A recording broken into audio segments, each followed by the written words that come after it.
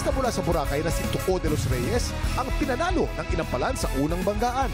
Pero sa back-to-back tapatan, ang binitera mula Batangas na si Audrey Manaypa pa rin ang mas umangat. Ngayong umaga, makaapat na panalo na kaya si Audrey. Subaybayan natin ang kanyang laban dito sa Tanghalan ng Kampiyon.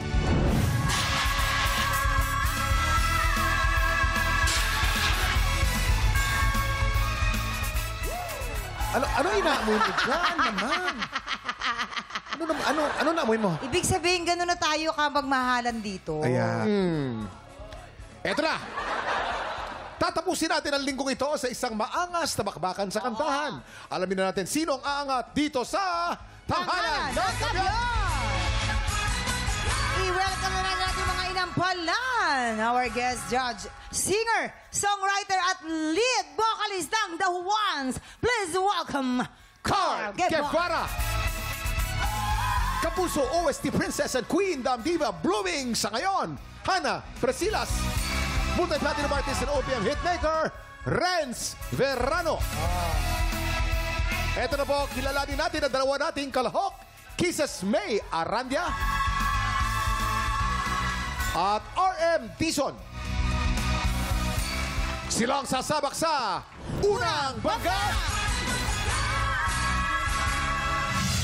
Nakaka-proud bilang babae na gusto mo maging criminology. Gusto ko pong maging first policewoman sa family namin.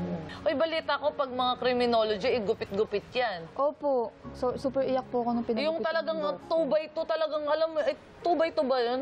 Masakit po, pero nag-enjoy naman po ako kalaunan kasi syempre, part to ng process eh.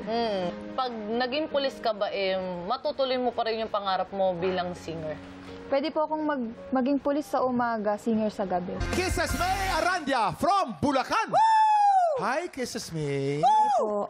Uy, balita namin. Uy, mamang. Eto Uy, na, Kuya may Kim. balita tayo kay Kisses Oo, May. aba. Magka-graduate na at magiging bahagi na ng Philippine National Police. Yay!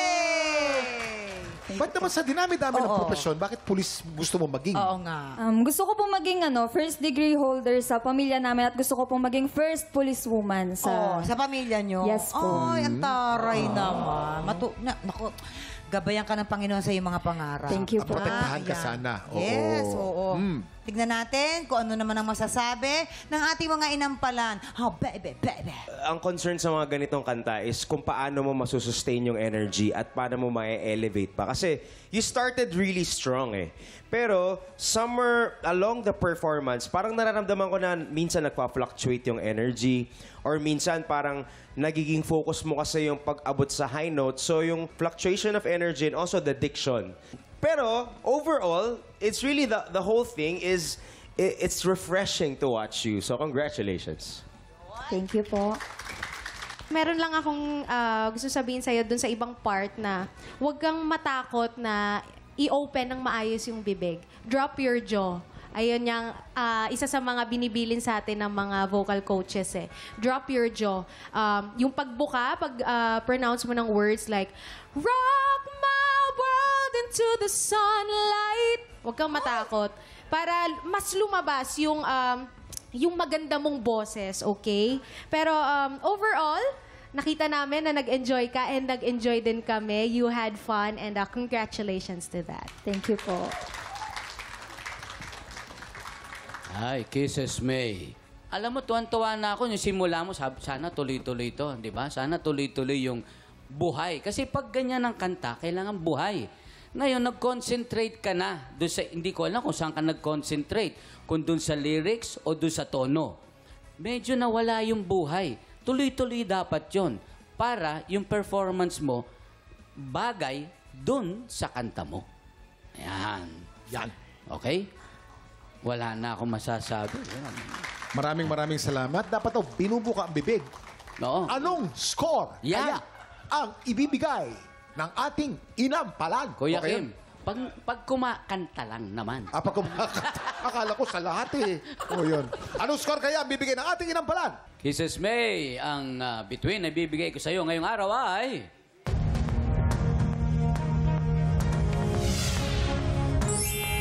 3 stars. Kisses May, para sa performance mo ngayong araw, ang stars na ibibigay ko sa'yo ay...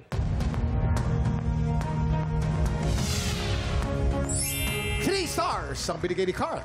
Ayan, ako, Princess May, bibitiin muna natin kung anong score ang bibigay ni Hana. Pero sa ngayon po, mga tiktropa, kilalanin na natin ang ating pangalawang kalahok na si... RM Dizon! Balita ko, isa kang breadwinner sa pamilya niya. Parehas tayo. Opo, kasi ang way back 2011, namatay po yung papa ko. Yung mama ko kasi is manicurista lang po. So, kailangan ko po siyang tulungan sa pang-araw-araw namin. Nung bata pa lang ako, simula nung kinder pa lang ako hanggang high school, wala po kaming kuryente. So, si mama, siyempre, gustong-gusto niya ko na makapag-perform sa TV. Bumili si mama ng radyo na di battery. Tapos, ang gagamitin ko daw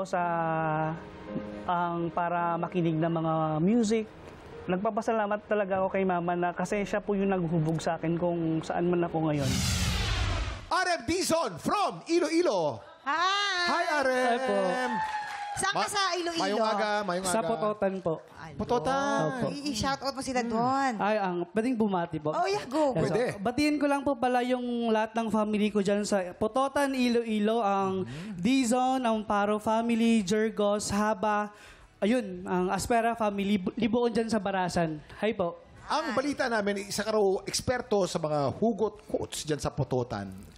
Sample nga ng hugot Kung laman dyan. Ano po, hindi hadlang ang hirap upang abutin ng pangarap. Ay, Oy. totoo naman yan. Bagong-bago yan. Kung ba nakaisip nun? Yan yung yan yung mensahe ng kinanta mo ngayon. Opo, yung magsimula ka. Kung may pangarap ka, kumilos ka. Nasa Diyos ang awa, nasa tao ang gawa. Yan. Yes, tingnan natin kung may awa ang ating mga inampalan sa iyong... Gustong-gusto ko yung control mo sa boses mo, yung technique na ginagawa Thank you mo. Meron lang konting-konti dun sa vibrato mo. Yun lang napansin ko, lalo sa mga last notes. Kasi minsan ang tendency kapag sobra yung vibrato, parang nawawala na siya sa tono eh. May ganun siyang dating minsan. Overall, nagustuhan ko talaga yung performance mo. And Thank you po. congratulations. RM. Hi po. Okay, I can get really technical about this, pero I'll just make it simple. Merong line dun sa kanta na may ngiti, pero hindi ka nakangiti. May ngiti. So, again, ang prinsipyo ko sa buhay, Tito Renz, ay singing is storytelling. You have to understand what you're singing so that you can convey the message effectively. Make sure na kung ano yung sinasabi dun sa song, ay nag-a-agree doon yung katawan mo, yung mata mo, yung mukha mo. So yun, kahit yun lang yung may ngiti, sana ngumiti ka. Sige po, thank you po. That's an example. Itong kantang ito ay classic ni Leo Valdez. Seryosong-seryoso siya nung kinanta niya to. Kaya hinahanap ko yung bigay sana ni Leo, ni Senyor Leo Valdez dito sa awiting ito. Yung mga phrasing medyo kulang. Yung sa pagkakaidlip, diretso dapat yon. Yung putol mo ron, medyo hindi tama. Yung iyo pang taglay, yung putol din hindi rin, medyo kulang na konti. So yung timing, hinahanap mo yung timing nung kanta. Medyo hindi nare-reach yung notes. Ang nangyayari kasi, napansin ko, RM, may slide ka para mahuli mo yung note na abutin mo. Oo, ini-scoop mo. Kailangan sasapulin mo kagad. Halos lahat nung matataas, yun ang ginagawa mong Mahirap maging habit yon. Kasi pag naging habit mo yon, hindi mo na masasapul ng tama ang notes pagka gano'n. Iiwasan mo yon.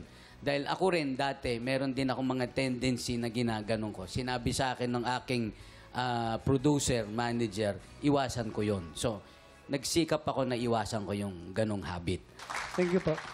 Maraming salamat sa mga magagandang tips na bigay ng ating mga inampalan. Ngunit ang tanong, anong score kaya ang ibibigay nila? RM, ang stars na ibibigay ko sa'yo today ay...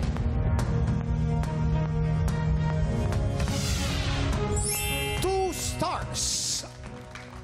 RM, I believe you have so much potential, so please don't be discouraged. I hope that you apply everything that we're saying to you. But for today's performance, ang stars na bibigay ko sa'yo ay...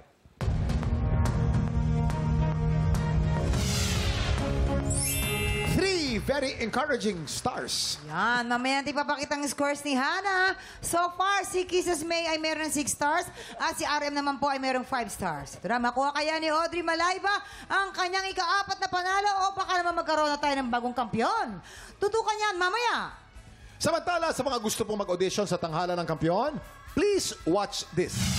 Tinatawagan ng mga Pilipinong may tapang ng kampyon at boses ng kampyon. Ito na ang pagkakataon mong ilaban ang iyong pangarap.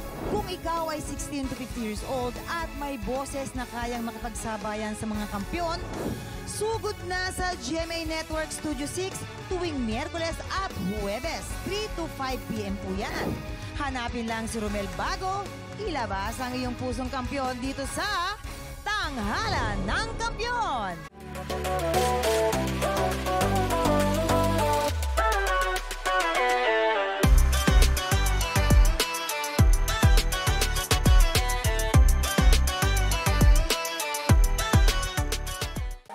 Tropa, pinanood mo hanggang sa dulo itong video na to. Very good ka! For more happy time, watch more TikTok Clock videos on our official social media pages and subscribe to GMA Network official YouTube channel.